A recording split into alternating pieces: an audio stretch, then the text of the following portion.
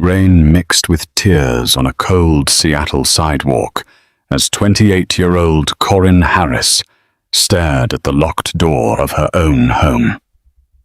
5 years of marriage erased in one night, simply because her body couldn't carry a child, and she didn't fit her husband's cruel image of perfection. Standing on the immaculate porch of the Bellevue, Washington estate she had helped build, Corin Harris gripped the handle of a single, scuffed Samsonite suitcase. Her clothes were thoroughly soaked, her heavy winter coat clinging to her full figure. She was a large woman, and she knew it. It was a fact that her husband, Grayson Halford, had never let her forget over the past 2 years. "You're pathetic, Corin," Grayson's voice echoed in her mind, a sharp, venomous memory from just 10 minutes ago. He had stood in the foyer of their $3 million home, adjusting the cuffs of his bespoke Tom Ford suit, looking at her with an expression of utter disgust. "Look at yourself. You've let yourself go entirely. You're fat, you're depressed, and you're broken. What use is a wife who takes up twice the space but can't even give me an heir?" The cruelty of his words was a physical blow. Her weight gain hadn't been born of laziness or neglect. It was the brutal, unyielding result of 3 agonizing rounds of in vitro fertilization. The hormone injections had wreaked havoc on her thyroid and her metabolism. Her body had expanded, swelling with the chemical desperate hope of carrying his child. When the 3rd round failed, resulting in a devastating miscarriage at 11 weeks, Corin had fallen into a deep depression. Instead of holding her, Grayson had pulled away. Tonight, the final fracture had occurred. Corin had come home early from her accounting firm to find Grayson in their living room. He wasn't alone. Sitting on their velvet sofa was Chloe Adams, a 23-year-old marketing assistant from Grayson's logistics company, Halford Freight. Chloe was everything Corin was not: petite, razor-thin, and currently holding a positive pregnancy test with a glowing smile. Grayson hadn't even had the decency to look ashamed. "Chloe is giving me what you couldn't," he had stated coldly, tossing a pre-signed divorce petition onto the coffee table. "I want you out tonight. The house is in my name, the accounts are frozen, and I've already packed your essentials." When Corin had tried to argue, pleading for basic dignity and time to process the shock, Grayson had grabbed her by the arm, his fingers digging into her soft flesh, and shoved her out the front door into the freezing Pacific Northwest downpour. "Take a cab to a motel," he had sneered before slamming the heavy oak door shut. Now, shivering uncontrollably, Corin dragged her suitcase down the long, manicured driveway. The gravel crunched under her boots, a mocking applause to her sudden homelessness. She had $24 in her purse, a dead cell phone, and a shattered heart. She walked for 2 miles in the freezing rain, her heavy body aching with every step, her wet clothes chafing her skin. Every passing headlight illuminated her shame. She felt like a monster, discarded and entirely unlovable. She finally reached the edge of Aurora Avenue, seeking refuge under the flickering neon sign of Roxy's Diner. The bell above the door chimed as she pushed her way inside. The diner smelled of stale coffee, old grease, and pine sol. It was nearly empty, save for a tired waitress wiping down the counter and an old man nursing a mug in the corner. Corin squeezed her wide hips into a faded red vinyl booth near the back, the cold water from her coat pooling on the seat. She ordered a black coffee, the cheapest thing on the menu, and wrapped her trembling hands around the ceramic mug. Staring at her distorted reflection in the dark window, she let the tears fall silently. She had sacrificed her health, her youth, and her body for a man who had thrown her away like garbage the moment she no longer served his purpose. She was so lost in her misery that she didn't notice the heavy, oppressive shift in the room's atmosphere. She didn't notice the waitress freezing in her tracks, or the old man suddenly dropping a $5 bill and rushing out the door. It wasn't until a large, impeccably dressed man slid into the booth opposite her that Corin snapped out of her daze. The man sitting across from Corin did not belong in Roxy's diner. He wore a charcoal, double-breasted suit that screamed Savile Row, and a dark cashmere overcoat that draped effortlessly over his broad shoulders. He had thick, dark hair, lightly dusted with silver at the temples, sharp, predatory hazel eyes, and a prominent, aristocratic jawline, lightly shadowed with stubble. He exuded an aura of quiet, terrifying authority. Outside the rain-streaked window, Corin could see two massive figures in dark suits, standing by a sleek black SUV. "Corin Harris," the man said. His voice was a low, smooth baritone that barely carried over the hum of the diner's ancient refrigerator. Not Corin Halford. Harris, her maiden name. Corin pulled her damp coat tighter around herself, her heart hammering against her ribs. "Who are you? How do you know my name?" "My name is Victor Moretti," he replied calmly, signaling the terrified waitress for 2 more coffees without breaking eye contact. Corin's breath hitched. Even isolated in her suburban bubble, she knew that name. Everyone in Seattle's corporate and political underbelly knew the Moretti family. They controlled the shipping docks, a massive union conglomerate, and had fingers deep in the city's illegal gambling and extortion rings. Victor Moretti was the head of the family, a man whispered about in boardrooms, but never spoken of in polite society. "Mr. Moretti," Corin stammered, instantly aware of her disheveled appearance, her soaked hair plastered to her cheeks, her heavy body taking up most of the booth. I don't understand. If this is about Grayson, we are no longer together. He threw me out tonight." Victor's lips twitched, not quite a smile, but an acknowledgement of a dark truth. "I am well aware of what Grayson did tonight, Corin. I've had eyes on your husband for the past 6 months, and by extension, eyes on you." "Why?" she asked, her voice barely a whisper. "Because Grayson Halford is a greedy, arrogant fool. Victor." Leaning forward, the scent of sandalwood and expensive tobacco drifted across the table. He wanted to expand Halford Freight into international waters. Traditional banks wouldn't give him the capital, so he came to me. He borrowed $3.2 million, promising a 20% return within a year. Corin stared at him, her accounting mind instantly calculating the sheer impossibility of that margin for a company like Halford Freight. He doesn't have that kind of liquidity. His assets are tied up in the real estate and domestic fleets. "Exactly," Victor said, his eyes flashing with a dangerous glint. "And as of midnight tonight, Grayson has defaulted on his final payment. But your husband is a very slippery man, Corin. He knew this day was coming. So he took precautions to ensure that when my associates came to collect his collateral, his hands would be clean." Victor reached inside his coat pocket and withdrew a folded, water-resistant document folder. He slid it across the sticky Formica table. Corin's trembling fingers opened the folder. Inside were copies of loan agreements, offshore wire transfers, and shell company registrations. Her eyes scanned the documents, her professional training kicking in despite her panic. Then her blood ran entirely cold. At the bottom of the guarantor agreements, on the line establishing personal liability for the $3.2 million debt, was her signature. "I didn't sign this," Corin gasped, her eyes wide with horror. "I swear to you, Mr. Moretti, I have never seen these papers. He forged my signature.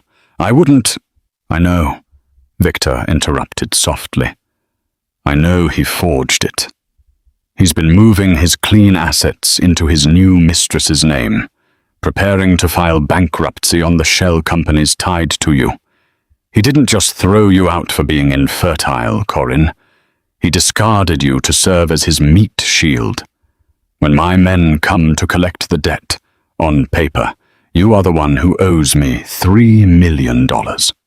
You go to federal prison for the fraud, or you end up at the bottom of Puget Sound, and Grayson walks away with a new bride, a new baby, and clean ledgers." The room spun. The cruelty of it was too immense to process. Grayson hadn't just hated her body. He had weaponized her entire existence to save himself. A sob tore from her throat, raw and agonizing. She covered her face with her hands, the heavy, suffocating weight of her reality crashing down. She was fat, broke, infertile, homeless, and now framed for a multi-million-dollar mafia debt. "I have nothing," Corin wept into her hands. "I have absolutely nothing you can take, Mr. Moretti. I have $24. Just kill me now and get it over with, because I can't survive this." Silence hung over the booth for a long moment, broken only by the sound of rain lashing against the glass. Then Victor reached across the table. His large, calloused hand gently grasped her wrists, pulling her hands away from her face. His grip was firm, but surprisingly gentle. "I didn't come here to kill you, Corin," Victor said, his gaze intense, burning into her tear-streaked eyes. "I came here because for the last 6 months, I've watched you. I watched you reconcile Grayson's messy, pathetic books, unknowingly shifting numbers to keep his company afloat while he was out sleeping with a child. You have a brilliant mind for numbers and logistics. You are resilient, even when the man who was supposed to protect you broke you down." Corin sniffled, utterly confused. "What are you saying?" "I don't care that you aren't a size 0, Victor said, his voice dropping an octave, possessing a raw honesty that sent a shiver down her spine. "I don't care about your infertility. I care about loyalty, intelligence, and survival. Grayson thinks he outsmarted me by throwing you to the wolves. He doesn't realize he just handed me the very key to his destruction." Victor stood up, towering over the table. He buttoned his suit jacket, casting a commanding shadow over her. He extended a hand toward her. "I am offering you a choice, Corin Harris," Victor stated, the quiet danger in his voice absolute. "You can stay in this diner, wait for the feds to arrest you for Grayson's fraud, and let him win. Or you can come with me." Corin looked at his outstretched hand. "Come with you and do what?" "Become my lead forensic accountant," Victor said, a dark smirk playing on his lips. "Work for the Moretti family. You will trace every single dime Grayson hid. We will dismantle his company, seize his hidden assets, and ruin his life piece by agonizing piece. In exchange, I will clear your debt, give you my full protection, and give you the life you actually deserve." Corin stared at the notorious Mafia Boss. She thought of Grayson's sneer. She thought of Chloe's pregnant belly. She thought of the cold rain and the years of self-loathing she had endured under a man who used her as a sacrificial lamb. Slowly, Corin wiped the tears from her face. She reached out and placed her soft, trembling hand into Victor Moretti's firm grip. "I'll need a laptop," Corin said, her voice shaking, but finding a newfound core of steel. "And a dry set of clothes." "Done," Victor replied. He pulled her up from the booth. "Let's go to work." The Moretti estate on Mercer Island was a fortress of glass, steel, and old-world mahogany, hidden behind towering Douglas firs and heavily armed security. For Corin Harris, it had become a sanctuary. It had been exactly 2 months since the night she was thrown out into the Seattle rain. In that time, she hadn't just healed, she had been forged into a weapon. Victor Moretti had given her an entire wing of the estate, converting a massive library into a state-of-the-art command center.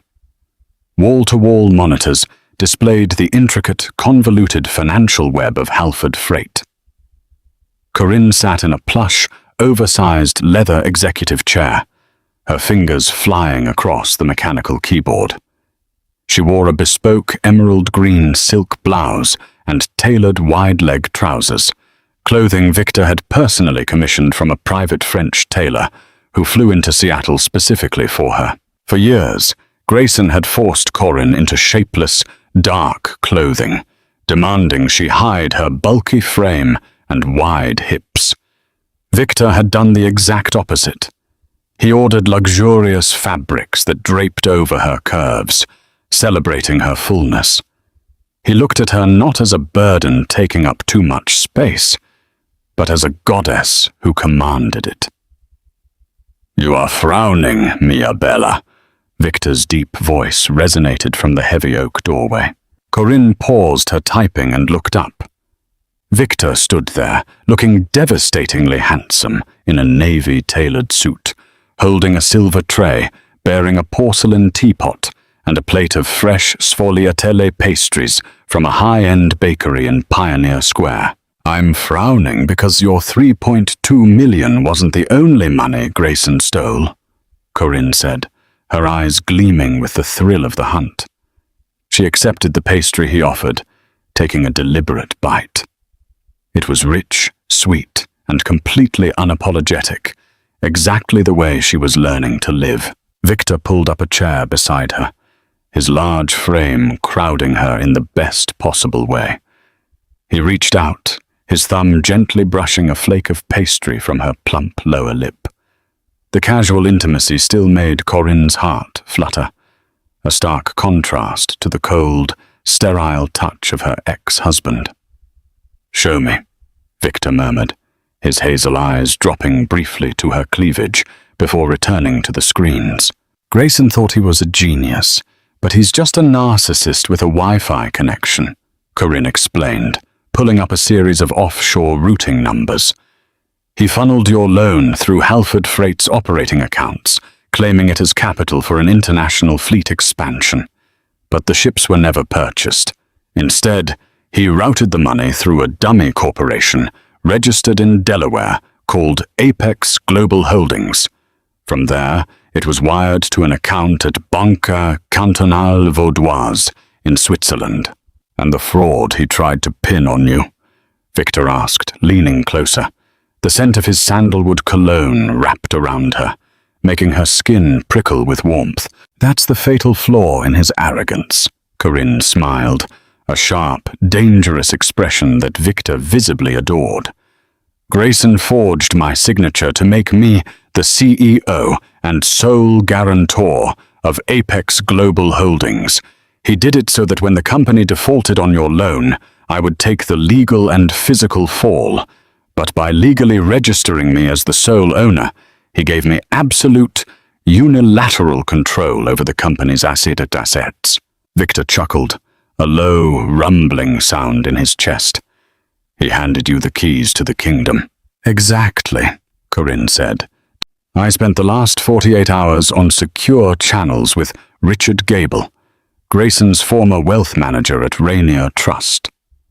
Once I proved my legal identity as the owner of Apex Global, I froze the Swiss accounts. I have effectively seized all $3.2 million of your money, plus an additional $8 million that Grayson skimmed from his own company to fund his new life with Chloe." Victor's eyes darkened with a mix of raw, predatory approval and deep affection. He took her soft, full hands in his rough ones, pulling her chair closer until her knees rested against his thighs. "You retrieved my money, Corin. You dismantled his golden parachute," Victor said softly, his gaze dropping to her mouth. "You are the most brilliant, beautiful creature I have ever encountered." Corin swallowed hard, her insecurities briefly flaring up. Victor, look at me. I'm not the kind of woman men like you keep around. I'm heavy. I have stretch marks from the failed IVF. I am not a trophy. No, Victor agreed, his voice dropping to a fierce, territorial growl. He stood, pulling her up with him until she was pressed against his solid chest. His hands gripped her wide hips firmly, pulling her flush against him. You are not a trophy. Trophies sit on shelves and collect dust. You are a queen. You are soft where a man wants softness, and you possess a mind sharper than a scalpel. Grayson was a weak, pathetic boy who wanted a fragile doll because he was terrified of a real woman. Victor cupped her face, his thumbs stroking her full cheeks. I don't want bones, Corin. I want you, exactly as you are. I want the brilliant woman who just brought down a corporate empire from my library. I want you by my side, not just for this, but permanently. When he kissed her, it wasn't a gentle, polite brushing of lips. It was a consuming, possessive claim. Corin melted against him, her heavy body completely supported by his strength. The years of rejection and self-hatred fractured and dissolved under the intense heat of his passion. She kissed him back with equal hunger, her hands burying into his thick, silver-dusted hair. When they finally broke apart, both breathing heavily, Victor rested his forehead against hers. Tomorrow night is the annual Pacific Northwest Maritime Gala at the Fairmont Olympic Hotel, Victor said, his voice husky. Grayson will be there, expecting to be crowned the king of Seattle shipping. Let's go ruin his life. Corin smiled against his lips. I need a dress. I already have Madame Arnaud downstairs waiting for your measurements, Victor smirked. Red, I think, to match the blood we are about to spill. The ballroom of the Fairmont Olympic Hotel was a sea of crystal chandeliers, flowing champagne, and Seattle's corporate elite.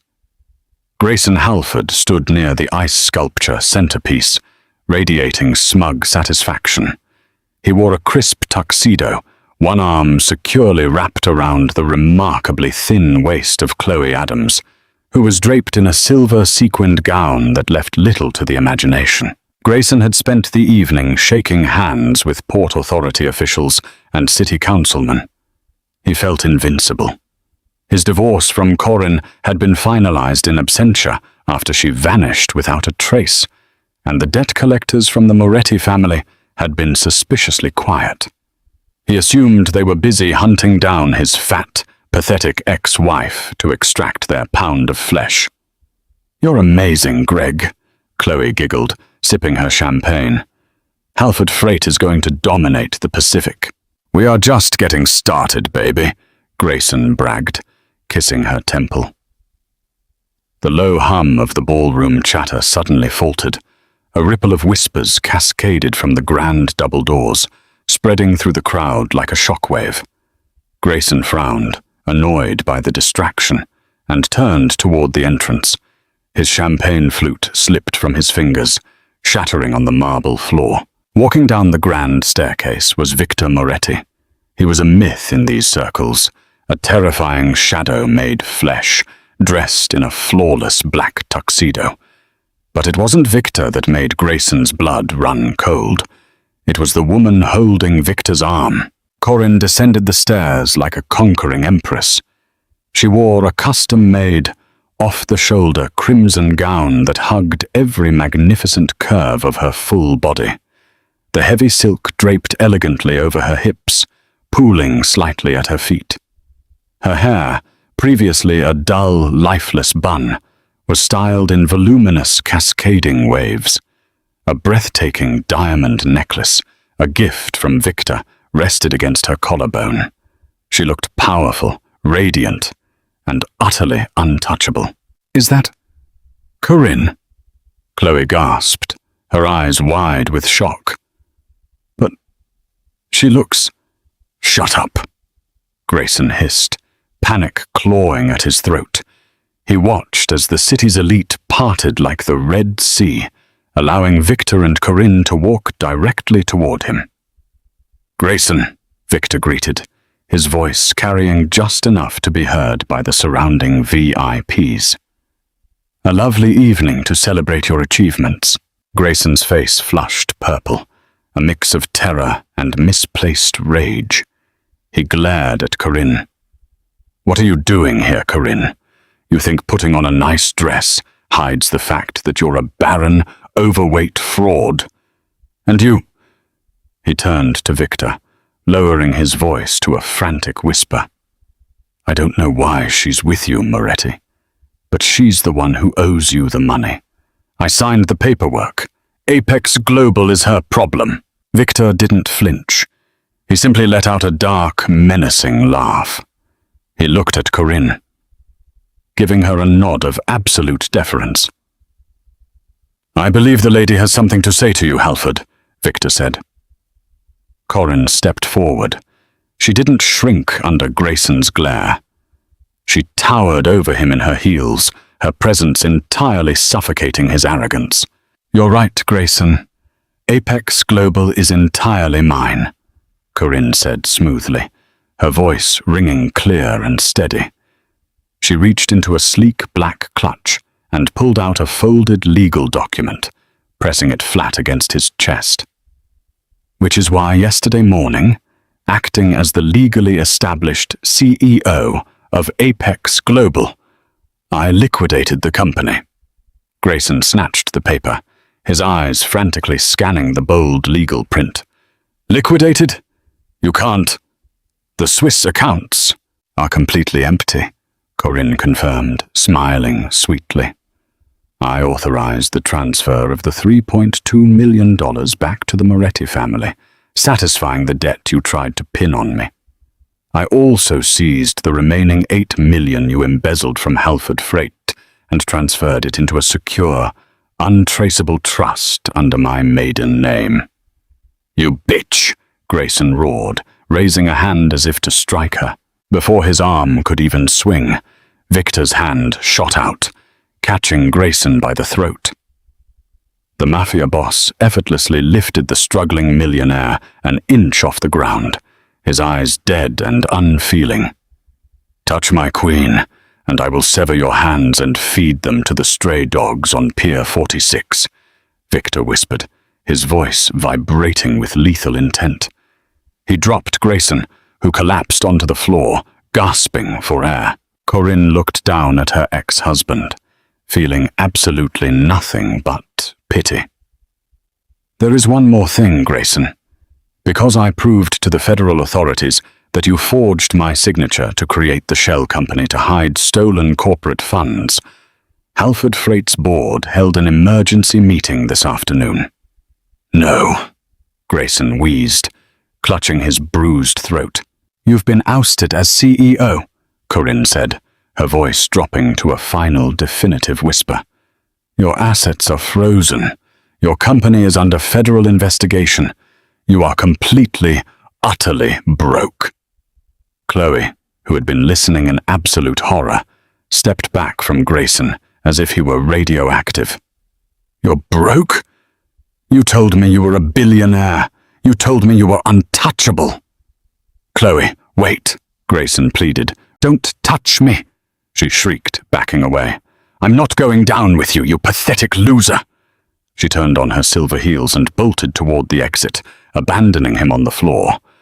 At that exact moment, the heavy brass doors of the ballroom swung open again. Special Agent Thomas Reynolds of the FBI, flanked by 4 armed agents, marched into the room. Grayson Halford, Agent Reynolds announced, pulling a pair of steel handcuffs from his belt. You are under arrest for wire fraud, embezzlement, and forgery. Stand up. The ballroom erupted into chaotic murmurs and camera flashes as Grayson was roughly hauled to his feet and dragged away in handcuffs, his carefully constructed life reduced to ashes in less than 5 minutes. Corin stood in the center of the room, watching the doors close behind him. A profound, heavy silence settled over her heart. The pain, the insecurity, the years of feeling unworthy and broken, they were all gone, completely washed away. Victor stepped up behind her, wrapping his arms around her waist, pulling her back against his solid chest. He kissed the side of her neck, right below her ear. "How do you feel, Corin Harris?" he murmured. Corin leaned back into his embrace, feeling the undeniable weight of his power and his love surrounding her. She looked at her reflection in the gilded mirrors of the ballroom, a powerful, wealthy, fiercely loved woman who took up exactly as much space as she deserved. "I feel," Corin smiled, turning her head to capture his lips, "like I am finally home." What did you think of Corin's incredible journey from a discarded, broken wife to a powerful Mafia Queen who embraced her true worth? Grayson definitely got the karma he deserved. If you loved this story of revenge, romance, and rising from the ashes, please hit that like button. Share it with your friends who love a good payback story, and subscribe to our channel for more thrilling, dramatic tales. Let us know your favorite moment in the comments below.